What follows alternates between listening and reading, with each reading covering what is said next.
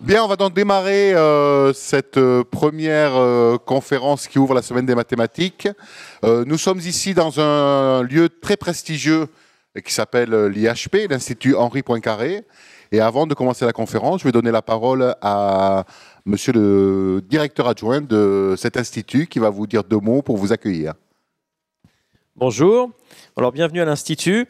Donc, je suis Jean-Philippe Usan, je suis le directeur adjoint de cet institut, je suis un physicien théoricien et puis donc je suis très heureux que vous soyez là. Cédric Villani qui est le directeur, je suis sûr que vous le connaissez, ne peut pas être là parce qu'il fait aussi quelque chose pour la semaine des maths ailleurs. Donc il aurait bien aimé être là parmi vous, mais il vous accueille aussi chaleureusement.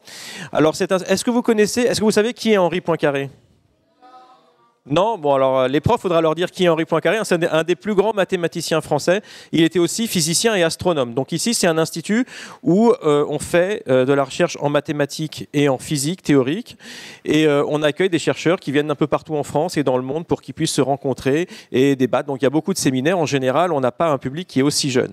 Ce qu'il faut que vous sachiez, c'est qu'on fait aussi, en dehors de la recherche, plein de choses sur finalement la diffusion des mathématiques et de la physique. On a plein d'activités pour les enfants. Donc si ça vous plaît, les maths, vous pouvez venir nous voir. Par exemple, on participe au Salon des Jeux mathématiques, on est ouvert pendant la fête de la science. Et quand vous serez un peu plus grand, vous serez en première année de fac ou en classe prépa, pour ceux qui feront des études scientifiques, sachez qu'une fois par mois, on organise des séminaires pour des jeunes étudiants de mathématiques où il y a des chercheurs qui viennent et qui leur expliquent en termes simples ce qu'ils sont en train de faire. Donc ça s'appelle Mathématiques Park et c'est une fois par mois. Puis il y a plein d'autres activités. Si vous participez au concours Kangourou, je sais qu'en collège on le fait, en général la finale du concours Kangourou se passe ici. Donc c'est une motivation pour vous de bien vous classer, comme ça vous reviendrez concourir ici. Voilà, on nous a parlé tout à l'heure de savoir si on pouvait filmer, donc la séance là va être enregistrée et l'Institut a une chaîne YouTube. L'adresse est simple, vous tapez IHP YouTube dans un moteur de recherche et vous allez tomber directement dessus. Et vous verrez, il y a plein de séminaires grand public qui sont sur la chaîne. Voilà, on va laisser vos camarades s'installer et puis je vais laisser la parole. Ah, d'accord.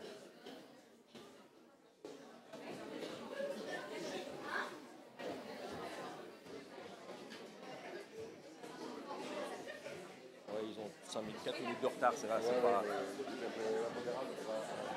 Avec le métro.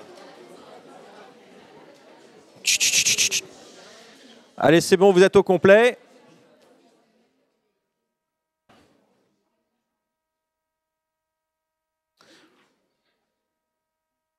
Donc c'est bon. C'est à peu près tout ce que je voulais vous dire. Donc si vous êtes intéressé par les maths et la physique, essayez de nous suivre. Je suis sûr que vous trouverez plein d'informations. Et puis si jamais ce sont des disciplines qui vous intéressent, vous avez l'occasion de revenir ici et de rencontrer des mathématiciens, des physiciens qui pourront vous aider à choisir aussi vos études. Voilà. Et j'espère que vous allez passer une bonne journée et une bonne semaine des maths parce qu'on commence à peine. On a commencé samedi et jusqu'à dimanche, ça va continuer. Voilà, bienvenue. Merci. Comme on le disait, c'est effectivement le début de la semaine des mathématiques. Non pas qu'on fasse des mathématiques que pendant une semaine, mais c'est l'occasion de les mettre particulièrement à l'honneur dans les établissements. Donc ce matin, c'est la première conférence qui est proposée ici. Donc cette conférence va être présentée par Bertrand Maury, qui, vous voyez, est prêt à intervenir. Donc c'est un éminent mathématicien, chercheur, professeur aussi, puisqu'il enseigne dans un endroit aussi prestigieux que l'école polytechnique ou l'école normale supérieure. Aujourd'hui, il va vous présenter donc une conférence qui va durer à peu près 1 heure, et puis ensuite vous pourrez poser des questions. Les mathématiques, vous le savez, sont partout. Le thème cette année de la semaine des mathématiques, c'est « Les mathématiques nous transportent ». Là, aujourd'hui, il va être question de mouvement de foule. Vous allez voir que les mathématiques permettent de modéliser, comme on dit, c'est-à-dire de simuler des situations pour essayer de comprendre comment elles fonctionnent. Les mouvements de foule, c'est très utile, c'est ce que certainement va vous expliquer M. Maury. Par exemple, quand on veut prévoir l'évacuation d'un bâtiment en cas d'urgence, mais également quand on veut simuler au cinéma, dans les films d'animation, des mouvements de foule. Donc c'est ce qui va vous être présenté aujourd'hui. Comme on vous le disait, la conférence est filmée. Certains d'entre vous vont peut-être être sollicités par M. Maury pour venir devant faire une petite animation. Il y a des tours? Non, je sais non pas. Voilà, donc ceux qui viendront devant, il faudra que vous soyez d'accord pour être diffusé à travers la vidéo qui sera mise en ligne sur le site de l'Académie et sur le site de l'Institut. Je laisse la parole à Monsieur Maury. Nous vous remercions d'être très attentifs. Vous êtes 150, c'est beaucoup. Et éteignez les portables, s'il vous plaît, effectivement, pour éviter que ça sonne pendant la conférence. N'oubliez pas que vous êtes nombreux et écoutez M. Maury avec tout le respect qu'il mérite. Merci. Merci. Alors, en fait, vous avez un micro. je vais les monter là-haut pour voir celui-là.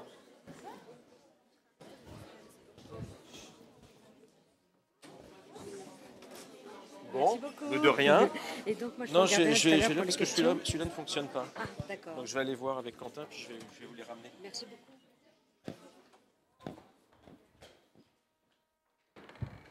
Quentin, il y a un micro qui n'est pas allumé, son micro. Son micro n'est pas allumé, où est-ce que c'est?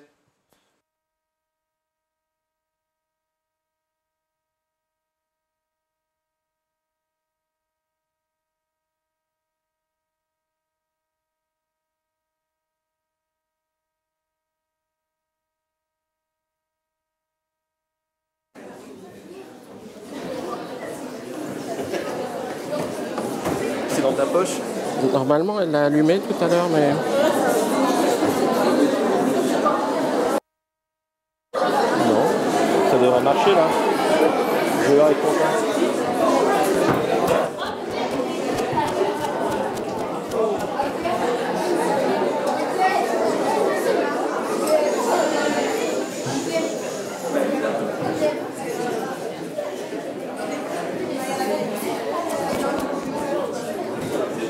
C'est bon? Est-ce que vous m'entendez? C'est pas frappant. Bon, ça devrait être bon normalement. Là, c'est un peu mieux. D'accord. Est-ce que ça serait possible? Non, là, ça devrait aller. Normalement, s'il n'y a pas trop de bruit.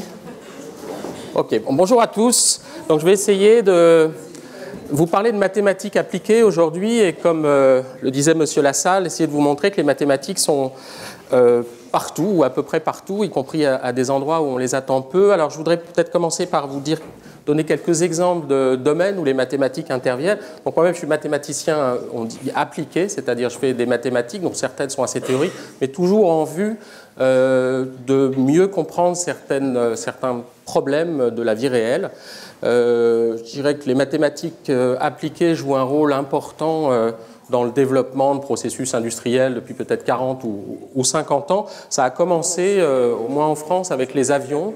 Quand il s'agit de... Si vous cherchez à construire un avion, vous cherchez à avoir un avion qui soit le plus économique possible, qui va voler le plus vite possible en dépensant le moins d'essence possible, vous pouvez faire des maquettes, vous pouvez faire une maquette d'avion et envoyer de l'air qui va très vite et essayer, en changeant la forme des ailes, par exemple, de voir quelle est la forme qui est la plus aérodynamique. Donc, quelle va être votre forme optimale d'avion. Et puis, il y a, je dirais, 30 ou 40 ans, on s'est rendu compte qu'il était possible d'économiser le prix de la fabrication de la maquette. C'est des choses qui sont très chères et très fastidieuses, en remplaçant ça par des calculs. Donc là, le mathématicien appliqué va développer des méthodes, dont je présenterai certaines tout à l'heure, pour résoudre sur ordinateur. Donc déjà, écrire des équations qui représentent le mouvement des particules de fluide autour de l'avion et écrire des équations qui vont permettre de remplacer la maquette. Donc ça, les applications en avion sont les plus chaudes, je dirais, à l'heure actuelle, les plus importantes.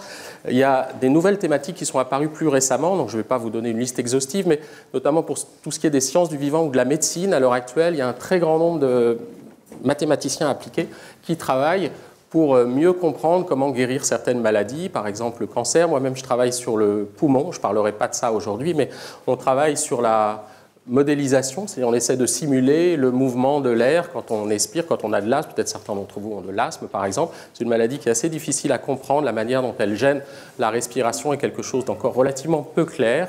Et donc on travaille avec des médecins, par exemple, pour essayer de mieux comprendre comment traiter cet asthme et comment, par exemple, envoyer des petites particules d'aérosol, peut-être certains d'entre vous ont déjà pris de la ventoline, à des endroits spécifiques pour optimiser l'action du médicament. Alors, pour me rapprocher un peu de mon sujet, si l'écran veut bien redémarrer. Voilà. Les mathématiques appliquées interviennent aussi dans la modélisation d'entités vivantes. Je dis entités vivantes, ça a en fait commencé par le mouvement des animaux. Vous avez déjà, je pense, observé des mouvements des troupeaux de moutons, de vaches dans des champs qui se bougent de façon particulière. Selon l'espèce, on va avoir des mouvements, des regroupements, etc., qui peuvent différer d'une espèce à l'autre. Aussi, dans le ciel, vous avez déjà vu des mouvements d'oiseaux très particuliers au-dessus des champs, qui sont très structurés. C'est-à-dire, on a l'impression que les oiseaux ne font pas du tout n'importe quoi. Ils essaient de se suivre et ils bougent. Il y a un mouvement d'ensemble très très net avec des changements brusques de direction. Ça, c'est des choses que les mathématiciens cherchent à modéliser aussi. Aussi, les bancs de poissons qui ont des mouvements très particuliers. Vous avez peut-être vu ça à la télévision, avec des mouvements qui ressemblent un petit peu à ceux des oiseaux, avec des mouvements d'ensemble très nets, et puis des mouvements brusques de changement de direction. Et puis plus récemment, donc les gens se sont commencé à se dire que finalement, à partir du moment où on savait faire des particules de fluide, de la mécanique des fluides, on savait faire des animaux, pourquoi pas des gens, et pourquoi pas essayer de modéliser le mouvement de personnes donc, qui bougent. Et c'est ce qu'on fait avec un certain nombre de collègues, on n'est pas les seuls à le faire, mais les mathématiciens sont rentrés dans ce sujet il y a tiré une petite dizaine d'années. Il y a encore relativement peu de mathématiques, mais je vais essayer de vous montrer que ça conduit à des questions de nature mathématique. Alors je vais commencer par quelques exemples pour illustrer mon propos. Je vais vous montrer juste des petits films, là c'est des films réels. Ensuite, tous les autres, tout ce que je vais vous montrer correspondra à des calculs plutôt. Donc un premier exemple de choses qui peut nous intéresser, ça c'est des films qu'on a réalisés dans un salon. C'est des films vus d'au-dessus, donc dans un cas relativement simple. Donc là vous avez des gens qui avancent par exemple. Et là, il y a un groupe de personnes. Donc, c'est la situation la plus simple où il y a des gens qui vont tout droit pour aller manifestement d'un endroit à l'autre. On ne sait pas trop où ils vont, mais on sent qu'ils vont dans cette direction et ils ont une idée claire sur leur objectif. Je vais les laisser continuer un peu. Il y a d'autres gens qui vont apparaître. Donc, ça, c'est des images réelles. Donc là aussi, pas très compliqué. En plus, ils vont dans la direction Y, si vous voulez, dans la direction verticale, si on utilise des axes XY. Là, juste un petit peu plus compliqué. Il y a ces gens-là qui sont apparus en oblique. Et en plus, la dame s'est arrêtée. Elle a dû oublier quelque chose. Donc là, on sent que ça va être un petit peu plus difficile d'écrire des équations mathématiques pour représenter ça. Ensuite, une autre personne qui arrive en oblique. Là, c'est pas trop compliqué. A priori, la personne a l'air décidée. Alors là, il va se passer quelque chose d'un peu plus intéressant. Sur lequel on va essayer de réfléchir. Là, il y a une personne qui arrive, qui va manifestement dans cette direction, et là, il y a ces personnes-là qui vont dans cette direction. Donc, si vous prolongez mentalement les directions, qu'est-ce qui se passe? Ces droites se coupent, et a priori, on va vers la collision. Alors, qu'est-ce qui va se passer? Les gens sont sociaux, ils ne vont pas se rentrer dedans.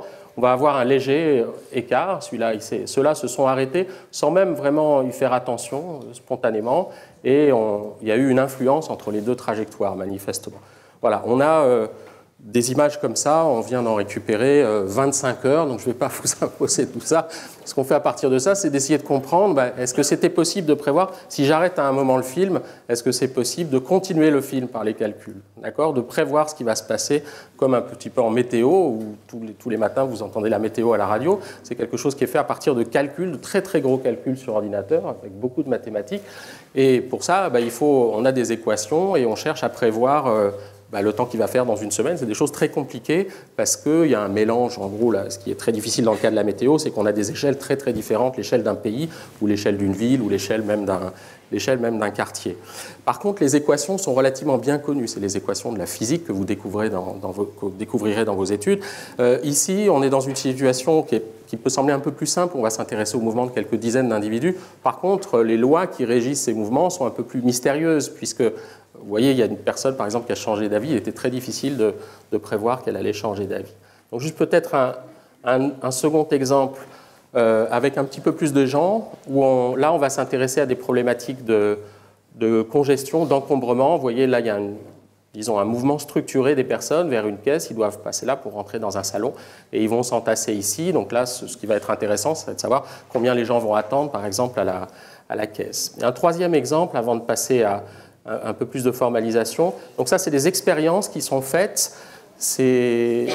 On va faire arriver un certain nombre de gens ici. Donc on parle d'un couloir d'étranglement, c'est-à-dire on a une réduction de la largeur du couloir et les gens vont devoir passer dans ce couloir plus étroit. Alors c'est un petit peu bizarre, on leur a mis des choses sur la tête de façon à pouvoir justement récupérer sur ordinateur, reconstruire les trajectoires facilement, donc c'est un petit peu ridicule. Et on a ces gens qui avancent. Donc là, ça ressemble presque à un calcul, mais c'est la réalité. Et ce qu'on va essayer de faire, c'est d'essayer d'écrire des équations qui vont permettre de retrouver ce type de mouvement. Alors, où sont les maths? Ce n'est pas évident qu'il y ait des maths derrière tout ça. Alors, on va commencer par se poser quelques questions. Qu'est-ce qui fait, là je vous ai montré un certain nombre de trajectoires de gens, je voudrais qu'on réfléchisse ensemble peut-être quelques minutes à qu'est-ce qui fait qu'on choisit une trajectoire plutôt qu'une autre. Si vous observez quelqu'un dans la ville, par exemple, dans la rue, vous regardez son mouvement, qu'est-ce qui fait qu'il a choisi cette trajectoire? Qu'est-ce qui détermine le mouvement des gens? Est-ce que vous avez des idées? C'est pas une question compliquée. Oui? Alors, les gens, ça c'est vrai. J'attendais pas ça en premier, mais vous avez raison. C'est-à-dire les autres gens. C'est ce que vous voulez dire? C'est ça. Donc, il y a effectivement on pourrait parler d'interaction sociale. On en a vu un exemple tout à l'heure. Mais avant de parler d'interaction sociale, qu'est-ce qui fait que vous bougez d'un... Pardon? La direction, oui, c'est-à-dire vous avez quelque chose à faire. Vous voulez aller d'un endroit à l'autre. Vous visez un certain objectif. Par exemple, tout à l'heure, quand vous allez sortir de la salle, sans même y penser, vous avez le plan de l'IHP en tête, vous savez que la sortie est là, même si vous ne la voyez pas, vous me regardez en ce moment, mais vous savez qu'elle est là, et quand vous allez sortir, vous allez, sans même y penser, aller vers la porte. Et alors, il y a plusieurs manières de le faire. Alors, laquelle vous allez choisir a priori? On va choisir a priori la plus rapide, la plus courte, donc on reviendra là-dessus. Donc effectivement, l'idée c'est qu'on cherche à atteindre un certain objectif, à aller le plus vite possible à cet objectif, c'est-à-dire utiliser le chemin le plus court. Et on est éventuellement influencé par la présence d'autres personnes. On verra comment ça intervient par la suite. Alors, il peut y avoir aussi des facteurs extérieurs. Là, vous êtes une classe, donc vous êtes avec vos enseignants qui vont peut-être vous donner des consignes, par exemple, de dire « Attendez, ce n'est pas la peine de sortir maintenant, laissez sortir d'abord les autres ». Donc, vous pouvez aussi avoir des consignes extérieures. Alors, j'ai mis un certain nombre d'arguments, donc vous m'avez cité l'essentiel. Aussi, tout simplement, le troisième, par exemple, on évite les obstacles de façon évidente. Si vous sortez de la salle, vous n'allez pas marcher sur les bancs et les tables. Donc, vous savez qu'il y a des obstacles et donc vous allez les contourner. Ces obstacles peuvent être eux-mêmes mobiles. Il peut y avoir, si vous êtes dans la rue, il peut y avoir une voiture qui arrive. Vous avez évidemment, vous allez essayer de l'éviter. Et alors, sur l'influence des autres personnes, elle est assez subtile parce qu'elle peut jouer d'une manière ou d'une autre. De façon générale, on évite d'être trop près. Bon, ici, vous êtes forcément un peu serré parce qu'il n'y a pas trop de place dans cette salle et vous êtes beaucoup. Mais quand vous êtes dans la rue, par exemple, vous pouvez observer ça, vous n'avez pas tendance à vous coller aux gens. Vous n'allez pas vous mettre à 10 ou 20 cm des gens que vous ne connaissez pas. Donc, il y a une tendance naturelle à s'écarter un petit peu des gens. Et par contre, parfois, alors c'est ce que j'ai mis... C'est ce que j'ai mis ici. On a un comportement dit moutonnier. Si vous vous promenez dans un centre, par exemple, vous êtes au parc Astérix, je ne sais pas, et vous n'avez pas trop d'idées sur ce que vous voulez faire, vous pouvez au contraire être attiré si vous avez un attroupement de gens. Vous allez pouvoir avoir envie de voir, tiens, il doit y avoir quelque chose d'intéressant, donc je vais les suivre. Et de façon générale, donc on a un nombre de facteurs extrêmement importants qui va être difficile de modéliser, et je vais m'en tenir ici. Il y a évidemment des choses un peu simples où on va prendre un certain nombre de ces points et essayer d'en écrire à partir de ça des équations. Donc je vais commencer à écrire maintenant quelques petites formules mathématiques toutes simples, vous allez voir au début. Il y aura à un moment des équations épouvantables, je vous préviens. Je préfère vous prévenir, j'ai gardé un transparent qui correspond à ce qu'on fait effectivement. Donc vous ne serez pas censé comprendre. Tout le reste, n'hésitez pas à me poser des questions. Normalement, j'ai utilisé des choses qui font partie du programme. Donc je crois qu'il y a des troisièmes ici et des cinquièmes, et ça devrait être... Il y aura peut-être à un moment, je parlerai du théorème de Pythagore, qui est peut-être plutôt pour les troisièmes que pour les cinquièmes, mais dans l'ensemble, vous devez pouvoir comprendre ce que je dis. Donc on va commencer par une situation très simple, c'est le cas de la file indienne. Alors, ce que c'est une file indienne, c'est juste, on a des gens qui marchent sur une file simplement, on pourrait imaginer un couloir très étroit, et des gens qui ne peuvent pas se doubler. Ou alors, ça peut être dans un couloir très large, mais on interdit aux gens de se doubler. Alors, où interviennent les mathématiques? On va essayer de décrire leur position au cours du temps. L'avantage, si les gens sont sur un couloir, donc on est sur une droite, donc on va pouvoir représenter à chaque instant la position des gens par des nombres réels. Donc là, je les ai appelés A, B, C et D, par exemple, si on a 4 personnes. Donc vous savez qu'on peut voir l'ensemble des nombres réels, y compris les nombres positifs, comme une droite infinie des deux côtés. On parle d'une sorte de règle graduée infinie, où ici j'ai représenté les nombres entiers, mais il y a les nombres réels qui sont dans les intervalles entre les nombres entiers. Ici j'ai par exemple A, B, C, D, ça représente à un instant donné la position des personnes. Et de cette façon, par exemple, B-A, ben, ça va être la distance entre la seconde personne et la première personne. Et qu'est-ce que c'est que modéliser? C'est se donner des positions initiales à l'instant de départ donc, et chercher à prévoir les positions. Alors, comment on va pouvoir faire ça? Ben, par exemple, si je pars de cette situation-là, j'ai A égale 1,3, 2,2, là 4,2, à peu près 4,8.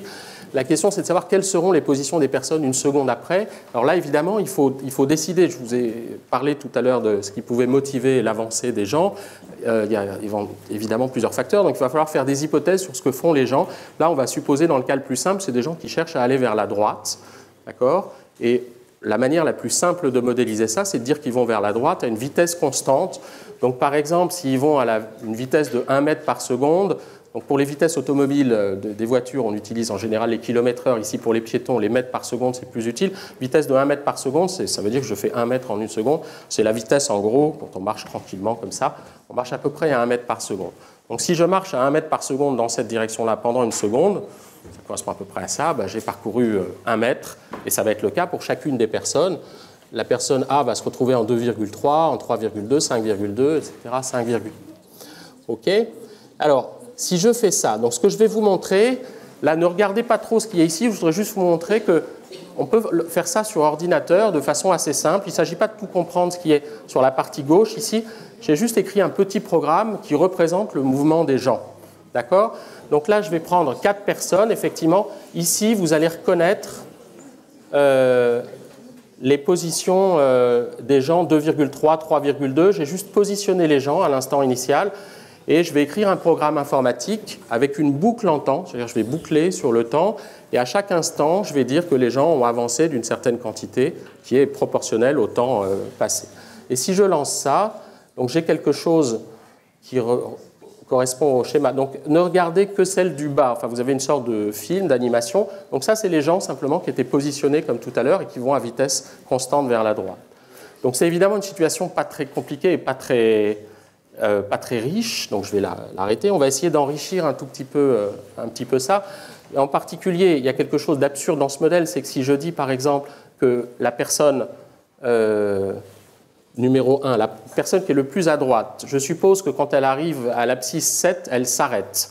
Et si je lance, c'est ce que je viens de faire ici, en mettant le 7 ici, je dis juste que quand elle aura atteint le 7, elle va s'arrêter. Donc vous voyez ce qui va se passer. Elle s'arrête et puis les autres continuent à lui marcher dessus. Ce qui était normal dans mon modèle, j'ai juste dit que les gens avançaient à vitesse constante, sauf la première qui s'arrêtait. Donc il faut évidemment affiner un tout petit peu le modèle pour avoir quelque chose d'un peu plus réaliste. Une autre chose qui n'est pas très réaliste, je vais le faire par exemple avec 6 personnes. Si je mets 6 personnes qui sont à l'instant initial très proches les unes des autres et je leur demande d'avancer. Donc c'est des choses qu'on voit par exemple, vous verrez tout à l'heure quand vous vous lèverez. On a aussi typiquement dans les avions, ou quand on est sur la... Alors je ne sais pas si certains d'entre vous ont déjà pris l'avion, mais vous êtes très serrés, vous êtes debout, et à un certain moment, on ouvre la porte de l'avion et les gens commencent à sortir. Mais on n'a pas un déplacement en bloc. Je vais vous montrer ce qu'on obtiendrait si le modèle que j'écrivais était valable. Pardon. Hop.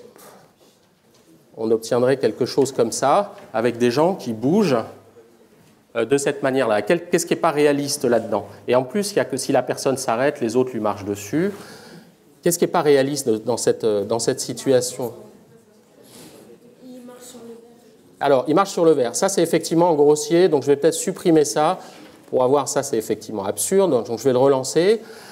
Par contre, donc, c'est un peu comme des voitures aussi, il y a un feu rouge qui se mettent à avancer. Là, j'ai dit qu'à l'instant initial, les gens partaient, donc ils se sont mis tous ensemble à partir. Alors, si vous voulez bien, on va tenter justement cette petite expérience que j'évoquais. OK ? J'aurais besoin de... Ici, j'avais 6 volontaires, mais si je pourrais changer... C'est plus facile de changer le nombre sur l'ordinateur que dans la réalité. Est-ce qu'il y aurait 5 ou 6 volontaires pour faire juste une petite expérience? 5 ou 6 volontaires de classe qui acceptent d'être filmés. Ouais.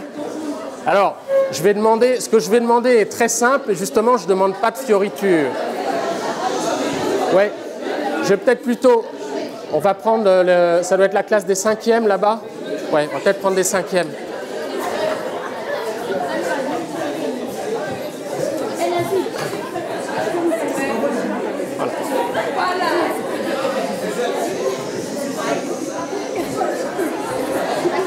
Voilà, vous mettez par ici. Par ici. Vous allez vous mettre juste en file indienne, assez rapprochés. Voilà. Vous mettez comme ça, il y en a 6. Voilà, et vous faites comme si vous attendiez à la cantine, d'accord? Vous êtes là, et à un moment, quand je tape dans les mains, vous allez vous mettre à avancer. Mais faites normalement. Essayez pas de rester collé, par exemple. Donc vous allez partir d'abord et vous partez. Faites comme si c'était normal. OK? Essayez. OK. Alors juste un mot. Donc on est dans cette situation-là. On est dans cette situation-là. Des gens qui sont là, il y en a 6 en plus, c'est le bon nom. Donc juste je vais taper dans les mains. Je vais leur demander d'avancer vers moi. Voilà. Allez-y. OK, super. Merci. Alors, qu'est-ce que vous avez remarqué? Voilà, ils ne partent pas tous en même temps. C'est la première chose. Alors, on va juste refaire une toute petite expérience dans l'autre sens. Vous allez rester comme ça. Attendez, partez bien ici. Voilà, voilà, collez-vous. On va partir dans ce sens-là. Repartez bien serré. Et la seule différence, c'est que maintenant, je vais vous demander d'aller plus vite. On ne pourrait pas aller très loin parce que c'est assez étroit. Donc, d'aller plus vite, un peu plus vite que tout à l'heure. Allez-y. Ouais. OK, bon, c'est pas très frappant, mais on a quand même une petite idée. Bon, je vous remercie, vous pouvez rester là une seconde. Ouais, je pense que ça va aller. Merci, je vais vous laisser retourner à votre place. Alors, qu'est-ce que vous avez remarqué? Donc, ça a déjà été dit. Effectivement, ils partent pas tous en même temps. Donc, qu'est-ce qu'il faudrait faire pour ça? Vous voyez, ce que j'ai mis dans mon modèle, c'est qu'à l'instant initial, les gens partent avec la même vitesse. Donc, on a ce mouvement en bloc qui n'est pas réaliste. Alors, qu'est-ce qu'il faudrait faire pour ça? Ouais. Pardon? Oui, j'ai mis un petit écart, mais cet écart, il a été beaucoup plus grand quand ils se sont mis à bouger. Ça veut dire, quand la première personne a commencé à bouger, l'autre, en fait, elle a attendu un petit instant avant de partir. Elle a attendu, parce que vous savez que s'il y a quelqu'un qui est devant vous à 10 cm, si vous-même vous marchez, si jamais il s'arrête, vous allez lui rentrer dedans. C'est comme avec les voitures. Donc, qu'est-ce qui se passe? Qu'est-ce qui s'est passé dans la tête des gens? Oui? En fait, moi, je crois que c'est comme la première personne, elle avait comme un fil et donc ça les tirait au fur et à mesure. Ah oui, c'est intéressant. Alors, c'est vrai que ça donne cette impression. On pourrait imaginer un modèle, mais là, dans ce que vous dites, donc c'est une remarque intéressante, mais ça voudrait dire que le mouvement, il est en fait entraîné par la première personne. Ce serait plus comme si on avait une section à l'armée où il y a quelqu'un qui bouge et les autres sont censés obéir parfaitement. Là, on peut voir les choses d'une façon différente, c'est que les gens derrière, ils avaient quand même envie d'avancer. Donc la personne devant, quand elle était immobile, elle retenait plutôt les gens. Donc on a plutôt des gens qui poussent, à la limite on aurait un ressort. Bon, c'est un peu votre idée, mais à l'envers, on aurait un ressort avec des gens derrière qui cherchent à avancer, mais comme la personne devant, elle n'avance pas, l'autre, elle reste à une certaine distance. Alors quand la première personne avance, qu'est-ce qui se passe? Effectivement, la personne derrière, elle ne se met pas à bouger tout de suite. Donc, alors il y a plusieurs manières de faire ça mathématiquement. Une des manières de le faire, c'est de se dire par exemple qu'on ne se met à bouger que quand la distance avec la personne qui est devant nous devient supérieure à une certaine quantité. D'accord? Au début, ils étaient là et ils étaient à 10 ou 20 cm les uns des autres. Quand la première s'est mise à avancer, le deuxième a attendu en gros que la distance soit de l'ordre de 1 mètre ou 1 mètre 20. Donc, qu'est-ce que vous prendriez comme distance? Vous voyez ce que je veux dire? Vous avez une bonne idée des ordres de grandeur? Disons, moi je pense, d'après ce qu'on a vu, c'était à peu près 1 mètre. Donc si vous voulez, on peut essayer de le mettre dans le modèle.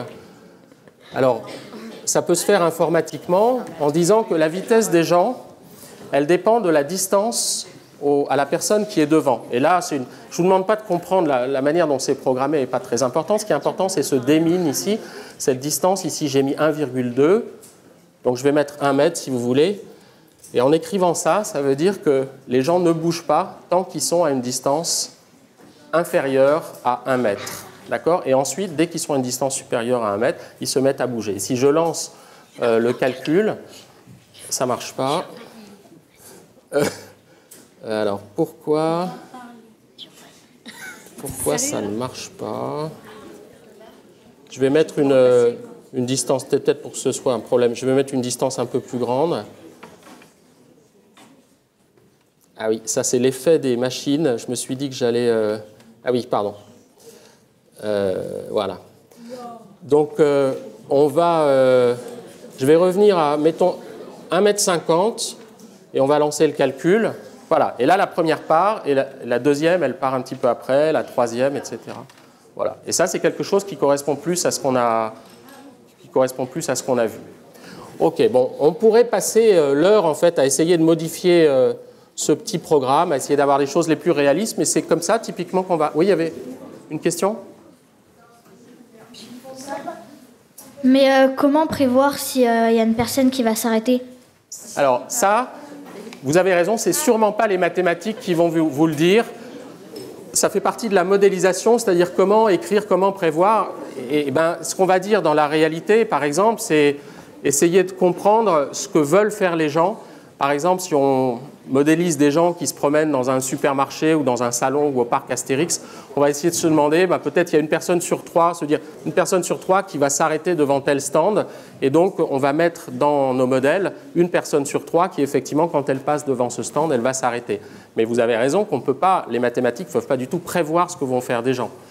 Et là, tout à l'heure, par exemple, quand vous avez fait le test, je ne sais plus qui était devant, si jamais la personne devant s'était arrêtée au beau milieu de la scène, j'aurais pas pu le prévoir, elle aurait pu le faire. Donc, comme vous êtes des gens obéissants et gentils, vous ne l'avez pas fait.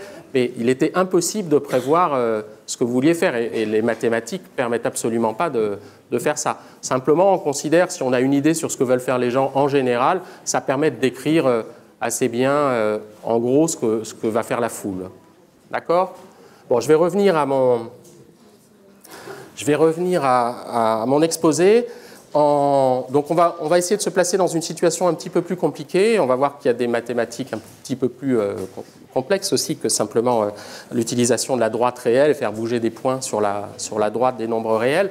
On va s'intéresser au cas d'évacuation qui a été évoqué tout à l'heure, qui est un cas qui nous préoccupe beaucoup. Si on va imaginer des gens dans une pièce et on va se demander qu'est-ce qui se passe s'il y a une sirène qui retentit, une alarme incendie, si les gens doivent évacuer la pièce au plus vite. Donc là, je vais prendre le cas d'une pièce. Donc vous voyez, vous avez déjà vu des plans, je pense, de bâtiments. Ça représente une pièce. Ici, ça va être des obstacles, ça pourrait être des poteaux, des tables, etc. Des choses sur lesquelles on ne peut pas marcher. Et les petits points que vous allez voir, ça représente la position des personnes.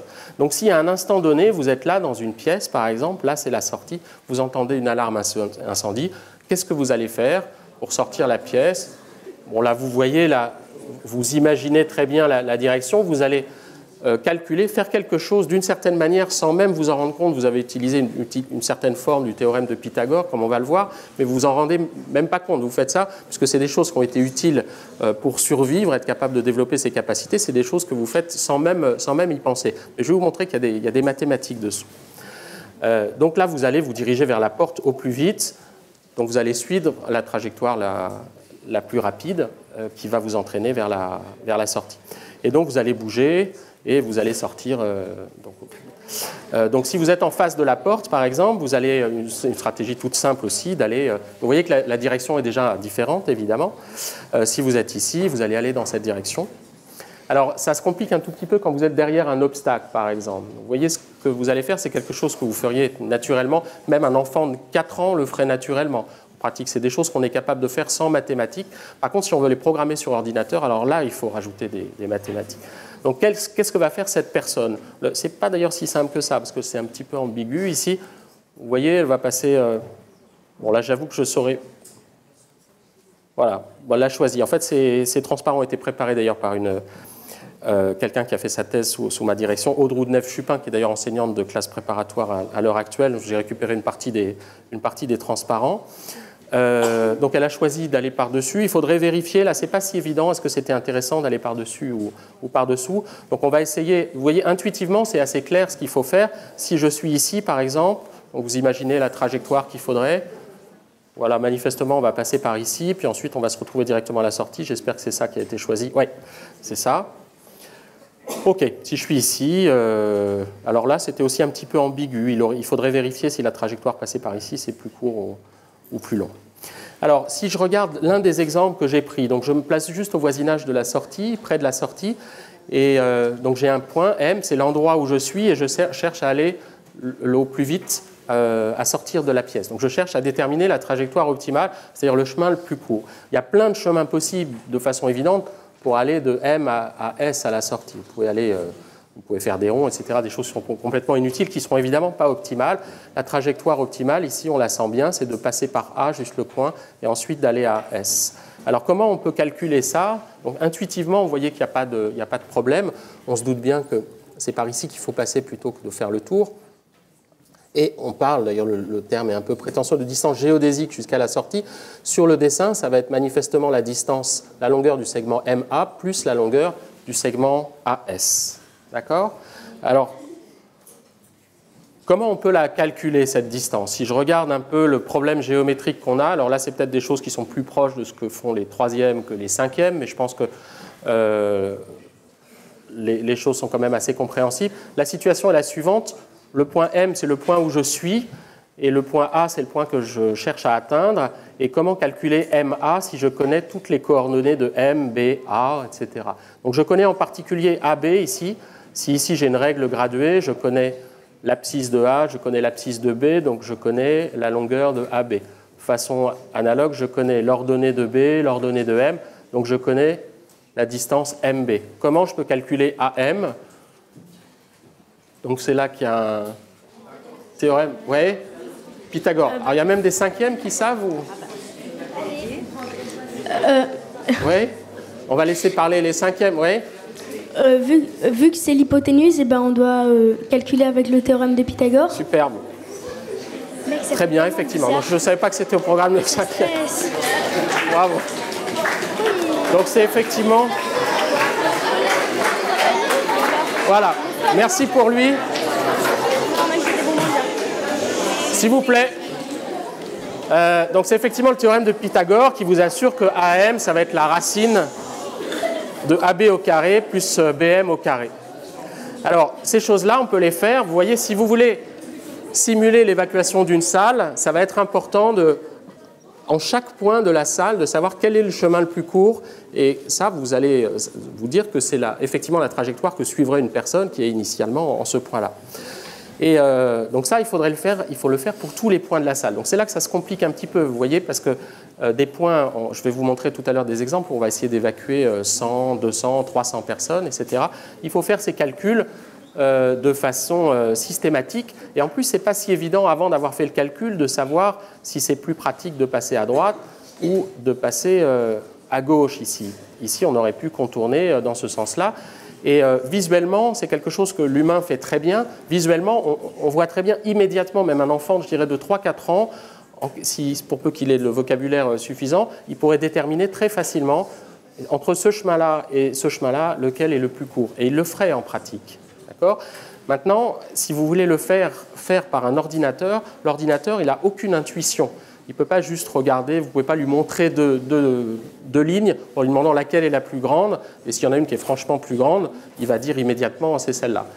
L'ordinateur, il est d'une bêtise infinie et il peut faire des choses très très compliquées, très très rapidement, mais il n'a aucune intuition. Il est beaucoup plus bête d'une certaine manière qu'un enfant de 3 ou 4 ans. Donc il va falloir lui dire que... il faut essayer, on va calculer cette distance-là, puis on va calculer l'autre, il y a peut-être plein d'autres possibilités, et ensuite on va les comparer.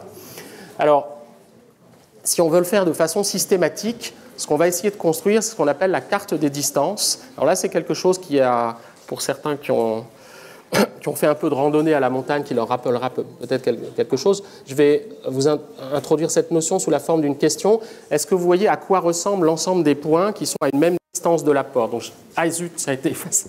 J'avais fait ce dessin exprès tout à l'heure et ça a été gentiment effacé, mais donc je vais le faire dans un cas, dans le cas d'une pièce comme ça.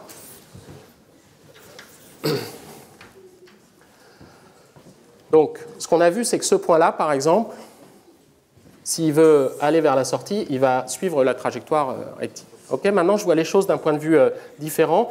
Cette personne-là, elle est à une certaine distance de la porte, peut-être 2 mètres. Et maintenant, je me demande où sont les gens qui sont à 2 mètres de la porte. Vous voyez ? Donc, c'est une question qui, a priori, paraît pas très compliquée. On va voir qu'elle n'est pas si simple que ça. Est-ce que vous voyez un peu à quoi ça ressemble ? Donc, je ne vais pas faire venir quelqu'un au tableau, mais donc, de façon évidente, si vous avez quelqu'un qui est juste à côté, ici, et si vous vous déplacez parallèlement à la porte, vous avez quelqu'un qui va être aussi à 2 mètres. D'accord ? Donc, ces gens-là, ils sont aussi à 2 mètres. OK ? Maintenant, de ce côté-là, ils sont où les gens qui sont à 2 mètres de la porte ? Vous voyez, c'est un petit peu plus compliqué. Là, j'ai cette distance. Par exemple, cette personne-là, qui est collée au mur, elle est aussi à 2 mètres de la porte. Et vous voyez à quoi ça ressemble? C'est un objet géométrique ou un bout d'objet géométrique. Ouais, c'est un cercle, très bien. Alors, on dira que c'est un arc de cercle, parce que ce n'est pas tout le cercle. Ça va être effectivement un arc de cercle. Donc, vous voyez, c'est un peu compliqué. OK. Maintenant, si je suis ici, par exemple, vous voyez, donc je suis à une certaine distance de la porte. Manifestement, la trajectoire optimale, c'est celle-là. Et les autres personnes qui sont à la même distance de la porte que moi, vous voyez, où ils sont, par exemple, les gens qui sont pas loin de moi. Quelle est la figure géométrique que je dois tracer? Vous voyez? C'est aussi un arc de cercle, parce qu'effectivement, eux, ils vont devoir passer par le même point ici. Donc vous allez avoir un petit arc de cercle comme ça. Par contre, quand vous êtes ici, là, c'est un petit peu bizarre, parce que vous voyez, les gens qui sont ici, ils ne sont pas forcés de passer par ce coin-là, ils vont atteindre directement ce coin-là. D'accord? Donc je vais avoir une autre figure géométrique. Ça va être quoi? Enfin, une autre figure. En fait, ça va toujours être un arc de cercle, simplement le rayon n'est pas le même, parce que le rayon, cette fois-ci, il est plus grand, c'est celui-là. Donc vous voyez, c'est un petit peu compliqué quand même à appréhender, mais je vois que la plupart d'entre vous ont bien compris. Donc ce qu'on va chercher à construire, c'est cette carte des distances avec ce qu'on appelle des isovaleurs, des courbes isovaleurs qui sont, et je vous montrerai un exemple, qui sont ce qu'on a sur les cartes d'état-major, peut-être encore une fois pour ceux qui auraient fait de la randonnée en montagne, peut-être vos parents aiment ça, vous avez des cartes extrêmement précises qui vont vous donner, qui sont recouvertes de petites courbes qui sont des fois fermées, des fois pas fermées, qui représentent l'altitude. Et c'est une carte de ce type-là. Donc là, c'est la réponse en quelque sorte à la question que je posais. Vous allez reconnaître une partie de ce qu'on a fait. Donc ça, c'est des choses qui sont calculées par ordinateur de façon... ça peut se faire en une fraction de seconde à l'ordinateur. Vous voyez, il faudrait des jours pour le faire soi-même, pour calculer en chaque point. Et ça, c'est des choses que l'ordinateur, une fois qu'on lui a dit ce qu'il faut faire, il le fait très bien. Et vous voyez la forme de cette courbe au voisinage de la porte avec une partie droite, ça ressemble un peu à un bout, à la moitié d'un stade de foot, d'athlétisme, et avec des arcs de cercle sur la droite. Et puis derrière, on a ces courbes du type de celles que j'ai dessinées ici. Alors, voilà, ce que je vous évoquais, c'est qu'on est exactement dans la situation où on a ces... Je ne sais pas si vous voyez très bien ce qui se passe ici. C'est simplement une carte où vous avez ces courbes isovaleurs qui correspondent à l'altitude. Là, c'est vraiment la même courbe, sur le même tracé. Simplement, les courbes ne correspondent pas à l'altitude, mais à la distance à la porte. On peut faire des choses plus compliquées, c'est ça l'avantage de l'ordinateur. Là, c'est un bout du centre Pompidou où on a calculé toutes ces courbes isovaleurs avec la sortie qui est ici. Et ici, plus on s'éloigne, et plus on va avoir, alors les couleurs ne sont pas très visibles ici, mais on va augmenter la distance à la sortie.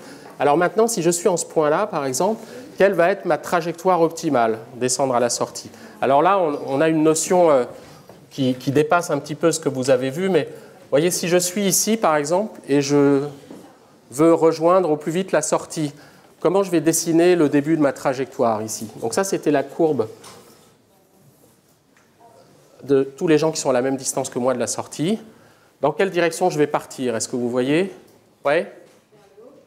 Alors vers le haut, pas complètement. Vous voyez, il faut quand même que je parte un petit peu vers le haut, mais pas directement vers le haut. Ouais. Un petit peu en oblique. Alors vous voyez le dessin, vous sauriez le faire. Je pense que vous sauriez le faire intuitivement. En fait, vous allez partir exactement dans cette direction-là. Et ici, vous avez deux droites qui sont, c'est intuitif, ça dépasse un tout petit peu, encore une fois, votre programme, mais c'est quelque chose qui est assez intuitif. C'est qu'ici, je vais avoir un angle droit, en fait. Alors, ça peut sembler bizarre d'avoir un segment qui est orthogonal à une courbe, mais c'est quelque chose qu'on peut définir effectivement. Je vais le dessiner en plus grand ici. Hop. Vous allez avoir ici un angle droit. Donc, qu'est-ce que je suis en train de dire? Je suis en train de dire qu'à partir du moment où on a ces courbes-là, la carte des distances, on peut construire la trajectoire très facilement. Donc ça se fait en quelques secondes. Et ensuite, on a toutes les trajectoires. Si je pars d'ici, par exemple, je vais me diriger à chaque fois. Je vais couper à angle droit la ligne isovaleur. C'est comme si vous étiez en montagne, par exemple, avec la carte de tout à l'heure. Vous êtes ici, par exemple, vous regardez votre plan et vous cherchez à descendre au plus vite. Si vous cherchez à descendre au plus vite, vous allez à chaque fois intérêt à descendre à couper à angle droit ces lignes isovaleurs. Ok, il faut que je surveille un peu le temps. Hein 10 minutes, d'accord. Donc je vais passer un peu plus vite sur certains aspects. Est-ce que ça vous dit quelque chose, ça? Ouais. Donc moi, si je suis là, voilà. Alors, j'ai fait ça le vendredi dernier. Je ne savais pas exactement combien de personnes il y aurait, donc j'ai un peu sous-estimé. Là, il doit y avoir une petite centaine de personnes, vous êtes un peu plus. Mais en tout cas, bon, ça correspond à peu près. Il y a aussi il doit y avoir une dizaine de rangées, alors dans la réalité, il y en a 13 ou 14. Désolé, on a fait ça de mémoire. La courbe, la carte des distances, quelle forme elle a? Bah, vous voyez, ça a été calculé par mon collègue Sylvain Faure, là, qui a lancé, je lui ai fait le petit dessin, j'y ai pensé juste vendredi dernier, enfin, j'ai fait le petit dessin de la salle, et puis on a calculé la carte des distances, ça permet de calculer toutes les trajectoires. J'espère, si on a le temps, je vous montrerai à quoi correspond l'évacuation dans cette situation-là. Voilà, alors je vais juste peut-être dire quelques mots avant de passer à des illustrations sur un problème un peu plus compliqué que celui de du plus court chemin vers la sortie, qui est le problème de ce qu'on appelle la congestion, c'est-à-dire le fait, donc ça a été évoqué tout au début d'ailleurs en disant que les trajectoires effectives des gens dépendent des autres personnes. L'idée toute simple, c'est que quand on a des gens qui se dirigent vers une sortie, on va avoir des gens qui vont se concentrer, on va avoir des densités importantes de gens, et on va avoir des problèmes d'encombrement, voire de bouchons. Et ce que ça exprime comme principe physique en quelque sorte, c'est qu'on ne peut pas avoir deux personnes au même endroit et au même moment. Donc si on représente les gens par des disques, donc ici ce serait deux personnes qu'on va noter M1 et M2, on les représente par des disques de même rayon, de rayon R. Donc le disque c'est vous vu d'en haut. Hein. Vous voyez, donc on va représenter les gens comme dans les premiers films que j'ai présentés, vous représentez les personnes vues d'en haut. Donc ça c'est autorisé, c'est-à-dire les gens ne se recouvrent pas, les disques ne se recouvrent pas, et ça c'est évidemment interdit, ça veut dire qu'on a mis deux personnes en gros partiellement au même endroit et au même moment. Donc on a des contraintes, le mouvement, si chacun suit son plus court chemin, on va avoir des problèmes parce que les gens vont se chevaucher. C'était un exemple d'ailleurs que je vous montre ici, c'est un calcul qui est fait selon les principes précédents où chacun sort de la pièce selon son plus court chemin. De façon évidente, vous voyez qu'il y a des disques qui sont au même endroit. Donc ça, c'est quelque chose qui n'est pas possible en pratique. Donc c'est pour ça qu'on doit développer des outils particuliers pour... pardon.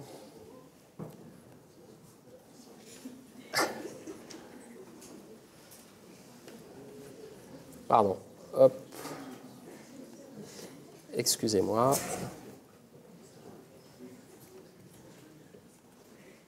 Voilà. Et donc l'idée, c'est que quand deux personnes se touchent, sont déjà en contact, ben, elles ne peuvent pas aller n'importe où. Par exemple, s'il y a deux personnes là ici qui se touchent, elles peuvent s'écarter, d'accord ? On peut avoir des vitesses, l'une qui va vers la gauche et l'autre qui va vers la droite. Par contre, ça va être interdit. Et donc voilà, ça conduit à quelque chose qui est parfaitement admissible, alors que l'autre conduit à deux disques qui vont avoir une intersection non vide, qui vont se recouvrir, et ça, c'est pas possible. Voilà, alors ça peut s'exprimer, là, je ne vais pas insister là-dessus, ça peut s'exprimer mathématiquement avec des outils qui dépassent un petit peu ceux que vous avez, mais c'est des choses qu'on va introduire dans les calculs, et là, je vais passer un peu vite pour exprimer le fait qu'on va construire nos modèles en disant simplement que les gens, en gros, essayent de faire ce qu'ils aimeraient faire s'ils étaient tout seuls, mais ils ne peuvent pas, donc ils vont essayer de faire au mieux. Et quand on a deux personnes, par exemple, qui veulent aller au même endroit, comme ça, on va remplacer leur vitesse par cette vitesse ici représentée en vert, qui, elle, ne conduit pas à un chevauchement entre les deux disques. Voilà, alors je vous avais dit qu'il y aurait des transparents. Là, ne cherchez pas à comprendre les notations, c'est juste pour vous dire qu'il y a des mathématiques derrière tout ça. Pour vous donner une idée, les résultats que je vais vous présenter ont été développés notamment par quelqu'un qui a fait une thèse sous ma direction. Une thèse, ça veut dire quoi ? Ça veut dire que c'est quelqu'un qui est allé jusqu'à la terminale au bac donc a priori dans les filières scientifiques. Elle, en l'occurrence, elle avait fait une classe préparatoire. Elle a fait ensuite un master, donc ça fait bac plus 5. Et ensuite, elle a commencé une thèse, a passé l'agrégation aussi, ça doit rajouter un an, passer une thèse. Donc c'est des études relativement longues. C'est pour vous donner une idée quand même de la difficulté des choses qu'il y a derrière tout ça. Donc elle a fait une thèse sur ces choses-là et elle a dû passer peut-être un an, je dirais, à montrer que ce problème-là était bien posé, à faire des mathématiques très théoriques sur ce système-là que j'écris. Ce que je vous écris ici, c'est la version mathématique de ce que je vais vous montrer dans quelques secondes, c'est-à-dire des animations, des évacuations. Et l'autre aspect qui peut sembler un peu rébarbatif, que je vous ai montré, là non plus, essayez pas de comprendre, c'est un petit bout de programme informatique qui est tiré du gros programme informatique qui a permis de faire ce que vous allez voir maintenant. Et je voulais quand même montrer ce genre de choses.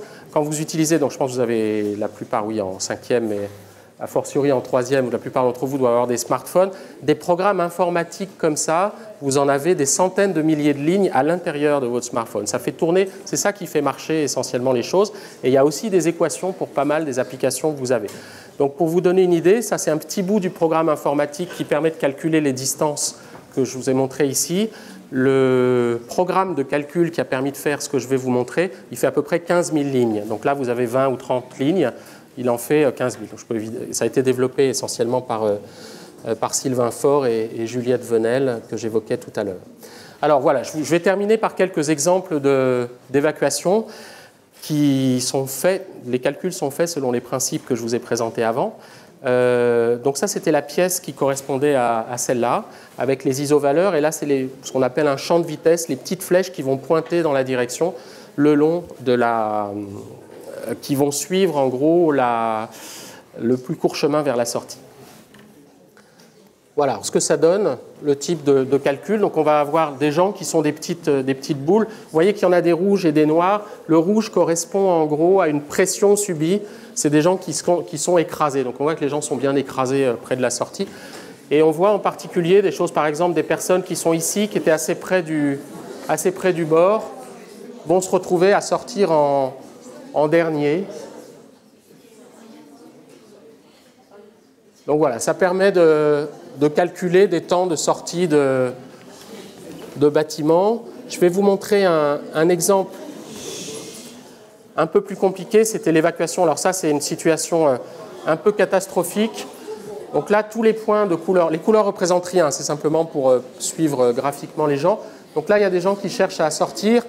On a considéré exprès une situation qui était un peu catastrophique au sens où les gens sont assez gros et les portes sont assez étroites et donc on a plein de bouchons. Évidemment, les choses se passent un petit peu mieux en pratique. Alors, je reviens sur un exemple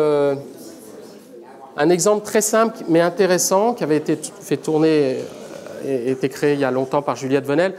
Donc, où on a des gens qui cherchent à sortir d'une pièce et on aboutit à une situation-là assez catastrophique, c'est-à-dire qu'on a véritablement un bouchon et qui va rester bloqué. Et est-ce qu'on peut débloquer ce bouchon? Donc, on a réfléchi à des manières, et on n'est pas les seuls à avoir réfléchi, la manière d'éviter ça au maximum. Et on a... je vais vous montrer exactement le même calcul qui est fait, où simplement la seule modification, c'est qu'on a rajouté un obstacle avant la sortie. Donc on a quelque chose d'assez paradoxal, qui est que, en fait, le fait d'avoir rajouté un obstacle permet d'aller plus vite. Ça, c'est des choses qui sont connues par les architectes depuis longtemps et qu'on peut revérifier mathématiquement. Donc là, vous voyez un petit obstacle triangulaire. Tout à l'heure, au bout de quelques secondes, il y avait un blocage qui se faisait, un bouchon qui se faisait. Ici, le bouchon, il est complètement évité par cet obstacle qui force en quelque sorte les gens à passer sur le côté. Donc vous voyez aussi que l'une des conséquences, c'est que les gens, du fait de la congestion, du fait qu'ils sont en interaction avec d'autres, ils ont des trajectoires qui sont assez différentes de leur trajectoire souhaitée. Alors, peut-être, je prends quelques minutes encore, ou ça va ? Donc je vous montre un exemple un peu plus peut-être spectaculaire avec la création d'un bouchon avec un très très grand nombre de personnes. Donc là, ça serait plus une situation d'une salle des fêtes, par exemple, avec des centaines de personnes, une porte extrêmement étroite. C'est des choses, heureusement, qu'on essaye d'éviter, évidemment, en pratique. Donc là, ça évoque un tout petit peu la complexité des calculs aussi sous-jacents. Vous voyez, chaque disque correspond à une personne et les traits qui relient les disques, qui s'illuminent, correspondent à des contacts entre les gens. Et quand le trait est rouge, ça veut dire qu'il y a une pression forte entre les gens. Comme quand vous êtes dans le métro, je pense que même ici, là, vous êtes un petit peu serré. Quand vous êtes dans le métro aux heures de pointe, si ça vous est arrivé, vous avez des fois des pressions assez importantes. On sait ce que ça représente ici. Et là, vous voyez, on a une situation de quasi-bouchon où ça passe de façon saccadée, ce qui se voit bien ici. Et ça va conduire normalement, et je peux accélérer un peu le processus, voilà, ça conduit à un bouchon complètement bloqué. Ça peut sembler un peu caricatural, mais c'est des choses qui sont observées en pratique. Et là, juste, je voudrais vous montrer une animation assez morale. L'idée, c'est que les bouchons qu'on a observés tout à l'heure, ils sont en fait renforcés par le fait que les gens continuent à pousser derrière. Ça, c'est des choses qui sont connues aussi. C'est-à-dire que quand on continue à pousser, on est derrière, on cherche pourtant à faire ce qui paraît naturel, c'est-à-dire à sortir au plus vite. Attendez, je voulais plutôt arrêter le film. Je vais vous remontrer. Donc on part d'un bouchon comme celui-là. Ce qui est représenté en noir, c'est les vitesses souhaitées par les gens, les vitesses que souhaitent faire les gens. Donc si les gens continuent à appuyer de façon idiote, ce bouchon va rester immobile, il ne va pas bouger, il ne va pas se débloquer. Donc ce qu'on a essayé de simuler ici, c'est une sorte de politesse. Ça, c'est des choses qui se font aussi un peu dans l'esprit de ce que je faisais tout au début avec le petit calcul, le programme informatique que je vous ai montré. On va simplement dire que quelqu'un qui essaye de pousser, mais qui a des gens qui n'arrivent pas à avancer et qui a des gens devant lui, on va lui dire qu'il va arrêter de pousser. Donc c'est ce que vous allez voir à un moment, les flèches noires la plupart des flèches noires vont disparaître. Ça veut dire que les gens arrêtent de pousser.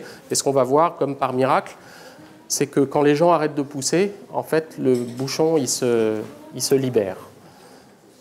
Donc, en gros, qu'il suffit d'être un petit peu poli et de ne pas pousser bêtement pour que les choses se passent bien. Donc, vous voyez, les flèches noires ont complètement disparu. Il y a encore des gens qui continuent un petit peu à avancer. Et ça a complètement libéré le bouchon. Donc, ça permet de fluidifier la sortie. Voilà. Et juste, je terminerai par l'exemple d'ici. Alors, bon, qui n'est pas complètement fidèle, puisque, encore une fois, on avait mal estimé le nombre de personnes. Donc, avec les courbes de distance. Donc, ce que je vais vous montrer, c'est ce modèle complètement idiot, donc qui ne correspond pas du tout à ce que vous allez faire, parce que vous êtes des gens civilisés. Un modèle où les gens ils cherchent absolument à faire ce qu'ils feraient s'ils étaient tout seuls, et simplement quand ils rencontrent d'autres personnes, un peu comme des grains complètement passifs et complètement idiots, ils glissent les uns sur les autres en continuant à pousser, une sorte de compétition. C'est un peu comme si, encore une fois, vous ne faites pas du tout attention aux autres, vous essayez de pousser au maximum pour sortir. Donc ça correspond à cette situation que je vais vous montrer maintenant. Donc voilà, alors moi je suis là. D'accord, moi c'est facile parce que moi, mon chemin le plus court c'est là-bas, donc je vais aller comme ça, et puis ensuite je vais aller comme ça. Donc est-ce que vous vous reconnaissez ouais. Alors on en a mis 3 par petite rangée, alors qu'il y en a 4 en pratique, mais donc par exemple, ouais c'est ça, vous êtes là. Ok. Et voilà, donc je vais lancer l'évacuation. Donc il va y avoir évidemment par ici un petit peu de grabuge, mais ça vous allez le voir tout à l'heure. C'est effectivement, ça va être le plus sensible. Donc c'est par ici qu'il faut s'attendre à des difficultés.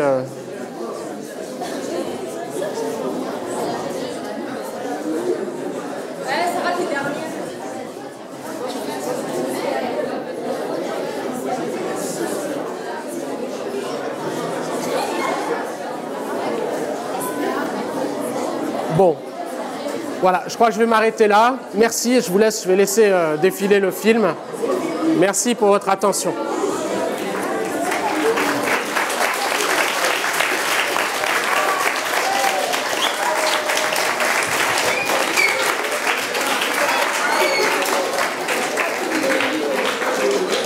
Nous allons passer aux questions. Il suffit que vous leviez le doigt et je vous donne le micro.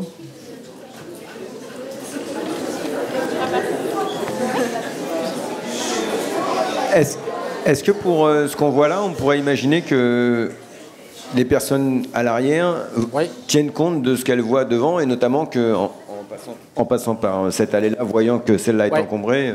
Donc là, effectivement, ce que je disais, c'est ce que j'ai présenté, c'est un modèle un peu qu'on appelle parfois reptilien, où on considère vraiment les gens comme des animaux en quelque sorte, et des animaux vraiment dénués de la moindre intelligence. C'est-à-dire, ils font essentiellement, ils raisonnent de façon complètement égoïste et de façon non stratégique. C'est-à-dire, ils ne tiennent absolument pas compte des autres, et le contact avec les autres se fait de façon passive. Alors maintenant, effectivement, dans la réalité, les gens sont évidemment intelligents, et puis ils ont une vue de ce qui se passe. Donc oui, c'est des choses qu'on développe. Alors, il faut voir, là c'est la version un peu brute du modèle mathématique qui permet d'écrire les choses de façon très concise et élégante. Après on peut rajouter des choses comme ça. Ça complique beaucoup l'écriture en enlevant en plus un petit peu d'élégance parce qu'on perd un petit peu de la structure mathématique. Mais pour avoir des choses réalistes, c'est effectivement ce qu'il faut faire. On pourrait dire par exemple que moi étant là, à chaque instant, je regarde, j'ai 2 chemins possibles et je fais une sorte d'évaluation rapide en fonction des densités. Par exemple, si je vois qu'ici il y a un énorme bouchon, même si c'est le chemin le plus rapide, je vais quand même décider de passer par là, même si c'est plus loin, parce qu'il y a moins de gens.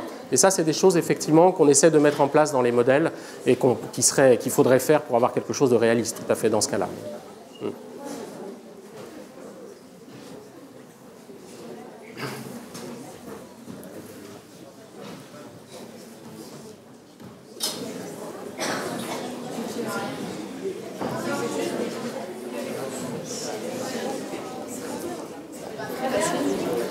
J'ai une question.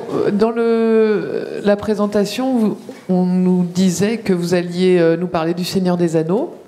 Ah, non, je sais pas. Alors, est-ce que vous participez à la modélisation des mouvements de foule dans les films ? Alors, dans les films d'animation. Il y a peut-être eu ambiguïté, je suis désolé si vous savez, j'ai peut-être écrit un peu maladroitement. Donc, j'ai dit que ce genre de choses était effectivement utilisé, ce type de modèle, pour le cinéma d'animation et surtout pour les jeux vidéo. On a manifestement des problématiques qui sont un peu voisines. Et simplement, effectivement, pour animer des personnages en grand nombre, quand on a effectivement des batailles, plutôt que de dessiner les 43 000 personnages à la main, on va considérer des petits objets comme ça qui vont obéir à des règles simples. Alors, peut-être pour répondre indirectement à votre question, je peux vous montrer une animation qui est faite selon les mêmes principes. Ce n'est pas de la réalité virtuelle, mais donc je vais vous montrer une animation de quelque chose qui correspond, qui ressemble. C'est un petit peu bizarre, comme je vous préviens. Ça n'a rien à voir avec les foules, mais c'est simplement, on va considérer des boules virtuelles, comme les gens que j'ai considérés là, et on va les relier par des ressorts. Tout ça, on va le faire mathématiquement, en écrivant des équations. On va constituer des sortes de chenilles, et on va dire que ces chenilles, elles cherchent à manger une sorte de boule rouge qui bouge. Donc ce que je vais vous montrer là, ça va être un calcul qui est fait à partir d'équations en nombre très réduit. Je pourrais écrire les équations en quelques lignes ici. Donc il n'y a pas du tout de réalité virtuelle en quelque sorte. C'est juste pour illustrer le fait que les mathématiques permettent, en écrivant des règles très simples, ensuite vous faites tourner votre programme informatique pendant la nuit, vous vous en préoccupez plus. Vous avez des programmes qui sont relativement courts, beaucoup plus courts que les 15 000 lignes que j'évoquais tout à l'heure, et vous allez avoir des choses qui ressemblent à une certaine réalité. On est loin du Seigneur des Anneaux, mais je vais vous montrer à quoi ça ressemble. Donc j'ai appelé ça chenille, vous allez comprendre pourquoi. En tout cas, c'est des calculs qui sont faibles, pour le coup, encore une fois, avec des équations qui pourraient s'écrire en, je dirais, 3 lignes d'équations, avec un programme informatique un petit peu plus long, mais qui faisait peut-être 200 ou 300 lignes, ce qui est très, très réduit pour un programme informatique. Donc voilà, les bestioles tombent du haut. C'est assez répugnant, je vous l'accorde.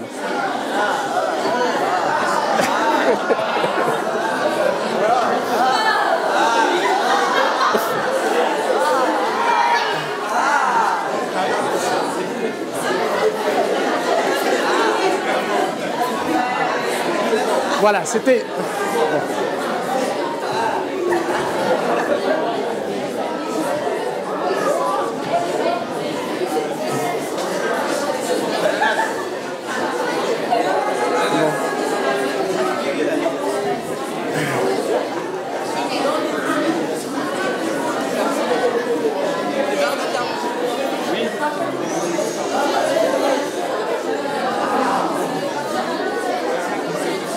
Bon, je vais arrêter là. Je vous donnerai un lien si vous voulez, pour récupérer ce film, si vous voulez le voir en entier. Ça dure assez longtemps. Voilà, c'était juste pour évoquer le fait, pour illustrer le fait qu'avec parfois des équations très simples mais qui respectent la physique, on a une impression de réalisme assez fort quand même si là, ça a été fait sur une machine comme ça, pas par un professionnel, puisque c'est moi qui l'ai fait, je ne suis pas du tout professionnel en vidéo, en réalité virtuelle, et donc ça permet d'avoir une impression de réalisme proche de ça, c'est quasiment un film d'horreur, toute proportion gardée.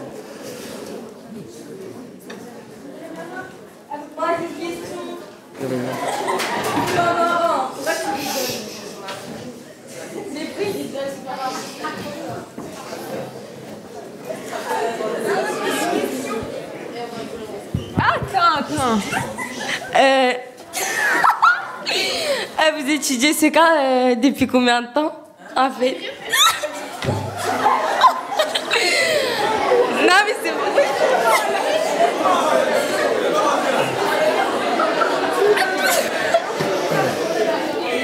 Non, mais il n'a pas entendu, je peux répéter. Je peux répéter, madame. Vous pouvez vous taire, s'il vous plaît? Merci.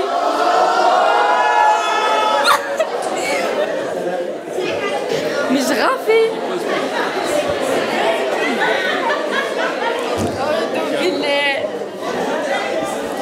Vous étudiez ce cas depuis combien de temps, en fait? Alors, j'ai pas entendu le deuxième. Vous étudiez ce Vous voulez cas. peut-être savoir le parcours de Monsieur Maury? Donc votre parcours, Oui, je vais répondre un peu indirectement à la question. Donc au départ, moi j'ai travaillé beaucoup sur des problèmes plutôt de mécanique des fluides pour des processus industriels. J'ai fait une thèse d'ailleurs sur la fabrication du verre plat, le verre de pare-brise ou verre de bâtiment. Et je me suis intéressé ensuite à des fluides complexes, la modélisation de fluides comme du sang. Par exemple, vous savez que dans le sang, il y a des globules rouges qui sont tout petits. Et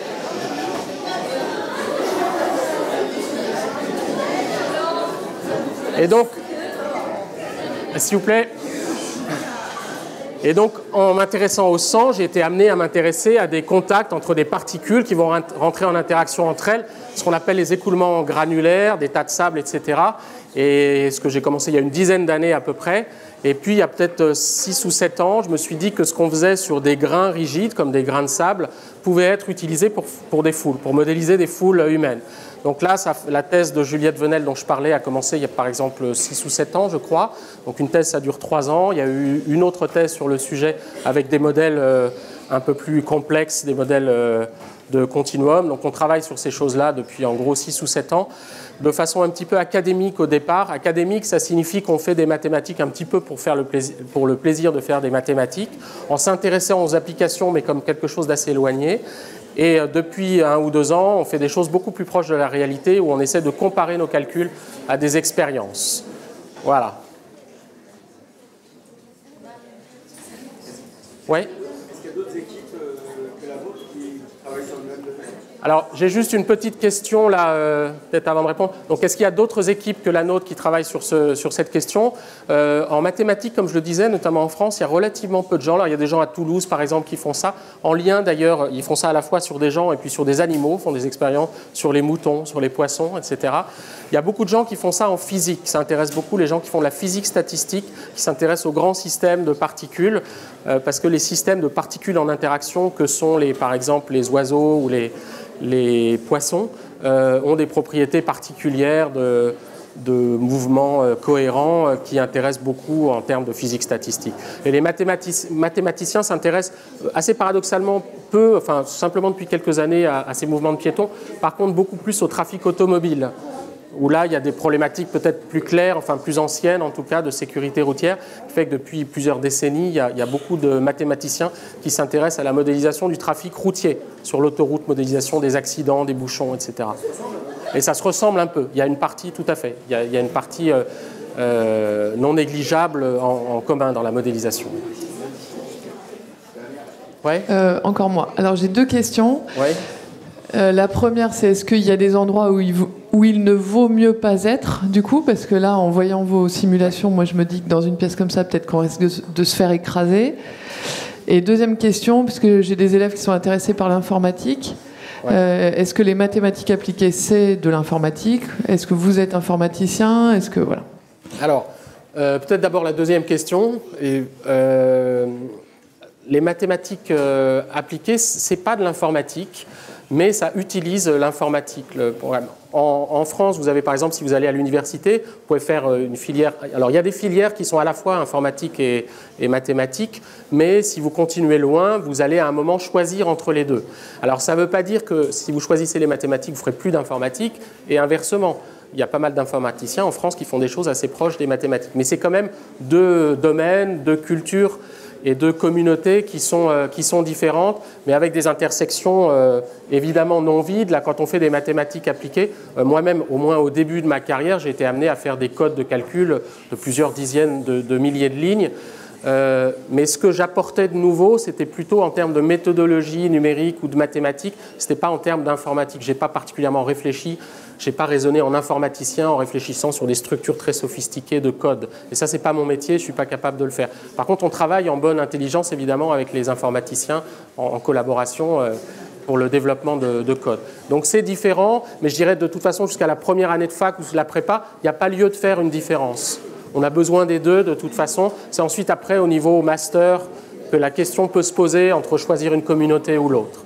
Okay ? Sur la première question, oui. Alors c'est très difficile. Je m'en voudrais de prendre la responsabilité de vous donner... Ah oui, alors je n'avais pas vu qu'il y avait une sortie de secours. Effectivement, ça me rassure un peu. Moi, je suis assez près en plus.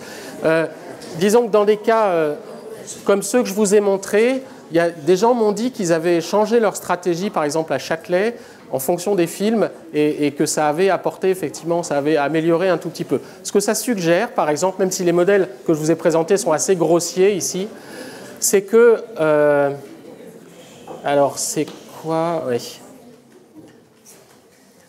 C'est notamment qu'il ne faut pas être trop malin d'une certaine manière. En particulier, il y a quelque chose d'assez contre-productif, c'est quand on a un gros bouchon au voisinage d'une porte, pas s'imaginer qu'on va pouvoir contourner le bouchon et passer sur le côté. On peut le penser, à Châtelet par exemple, quand on accède à un escalator, vous avez une sorte de dessin de gens devant l'escalator, vous pouvez penser qu'en contournant sur le côté, vous allez pouvoir vous frayer un chemin et doubler tout le monde en gros. Et ça ne marche pas très bien, à moins d'être vraiment très très costaud.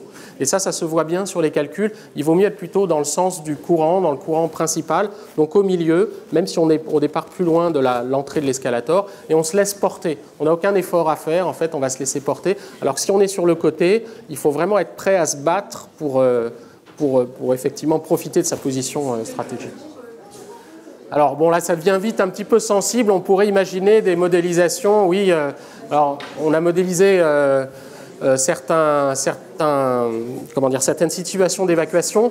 En termes de modélisation, oui, ça pourrait se prendre en compte. Bon, là, on va rentrer dans des détails un petit peu sordides, mais c'est vrai que la situation pourrait être, par exemple, qu'une personne arrête d'avoir une vitesse propre, elle devient complètement passive. Et on peut considérer qu'elle reste debout au départ pendant un certain temps si c'est très dense, et même après, si elle tombe, elle constitue une sorte d'obstacle vis-à-vis des autres. Ça, malheureusement, ça peut se faire. Excusez pour la froideur de la réponse, mais bon, c'est des choses qui peuvent se concevoir mathématiquement.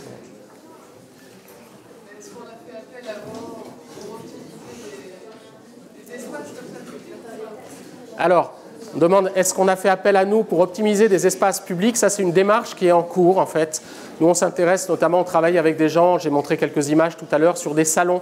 Alors, c'est pas lié directement à l'évacuation d'urgence. Tout ça, c'est des notions quand même très sensibles sur lesquelles les agents de sécurité, les responsables de sécurité souhaitent garder la main, on peut le comprendre. Mais c'est plus pour des questions d'optimisation de flux normaux, éviter les congestions, indépendamment des incendies, encore une fois, ou d'événements dramatiques.